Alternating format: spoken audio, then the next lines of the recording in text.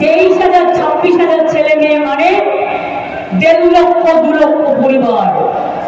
আবার বলে কিনা 4 সপ্তাহের মধ্যে টাকা ফেরত দাও, চুরি করে ফেরত দেবে না ডাকাতি করে ফেরত দেবে? আজকে তোমরা যারা কাজ করো চেয়ারে বসে সরকারি টাকায়, তারা বলো যে আজকে চাকরি করে সারা জীবন যত ইনকাম করেছো আজ যদি কেউ রায় দিয়ে বলে সবটা ফেরত দাও, ফেরত দিতে পারবে? এরপর আমি জানি অনেকের মন খারাপ। মন খারাপের দরকার নেই, হতাশ হবেন না। আমরা এর জন্য, আমি নিজেও আপনাদের বলছি, আমি অ্যাজ এ ইন্ডিভিজুয়াল আপনাদের সাথে থাকবো। এই রায়টা বেআইনি রায়। আমি জাজের কথা বললাম না, তাকে কারো দেখতে না পয়সা দেখতে, সিপিএম দেখতে না বিজেপি দেখতে না কংগ্রেস দেখতে। আমি শুধু বলবো রায়টা একতরফা রায় হয়েছে বিজেপির কথায়। যেহেতু ইলেকশন চলছে, আমি বলে রাখি আপনাদের, সরকার যা লড়াই করার করবে, কারণ ওর মধ্যে কোনো অন্যায় ছিল না।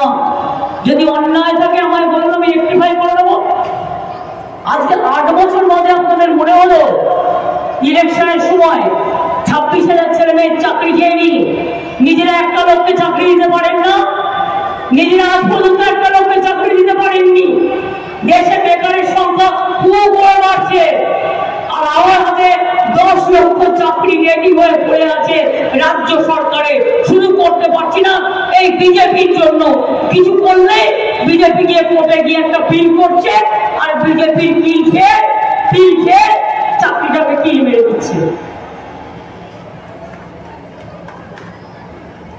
এই বিজেপিকে ভোট দেবেন আপনারা, যারা 100 দিনের কাজের টাকা বন্ধ করে দেয়, যারা বেকার যুবকদের চাকরি কেড়ে নেয়, যারা টিচারদের চাকরি কেড়ে নেয়, যারা ছাত্র যুবকদের ভবিষ্যৎ কেড়ে নেয়, যারা চাকরি আটকে দেয়, যারা চাকরি একটাও দেয় না, যারা জিনিসের দাম বাড়ায়, যারা ওষুধের দাম বাড়ায়, যারা সারের দাম বাড়ায়। আজকে যক্ষার ওষুধ পাচ্ছেন না, সেটাও দিচ্ছে না। এই ওষুধটা একটা জায়গায় তৈরি হয়। হার্টের ওষুধের দাম বেড়ে গেছে, সুগারের ওষুধের দাম বেড়ে গেছে, ব্লাড প্রেশারের ওষুধের দাম বেড়ে গেছে। মানুষ খুব দুর্বিষহ অবস্থার মধ্যে আছে। আর তার মধ্যে বিজেপির হুঙ্কার। ওদের হুঙ্কার মানে গানের ঝঙ্কার নয়, ওদের হুঙ্কার মানে হচ্ছে ধমকাও, চমকাও।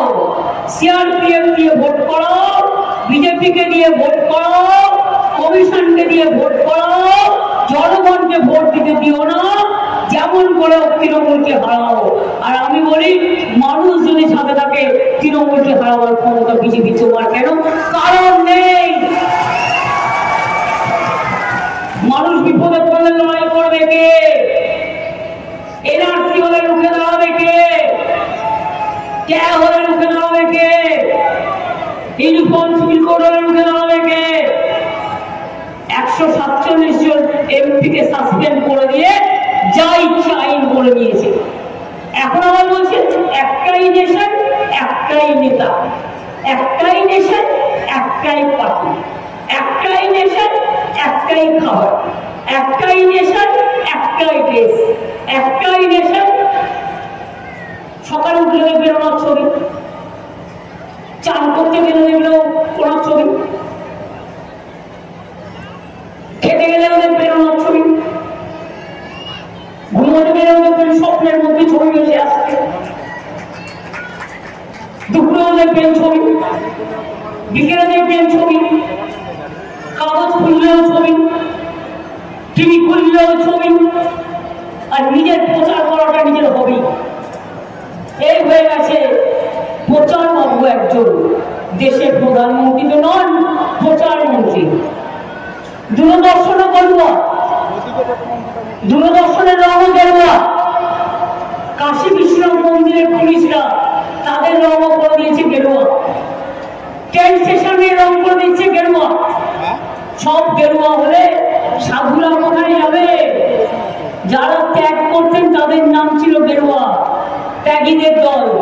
আজকে যারা ভোগী তারা আজকে গেরুয়া ব্যবহার করছে, লজ্জা করে না?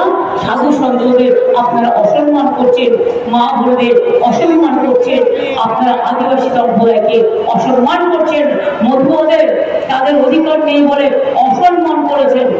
5 বছর ধরে কেন করেননি? কেন অধিকার দেননি? আগে কি নিয়ম ছিল? ডিএম এর কাছে কেউ অ্যাপ্লাই করতো, যে এসছে শব্দ বাইরে থেকে দিয়ে মোটামুটি করে দিত, সব কেড়ে নিয়েছে। কেড়ে নিয়ে বলছে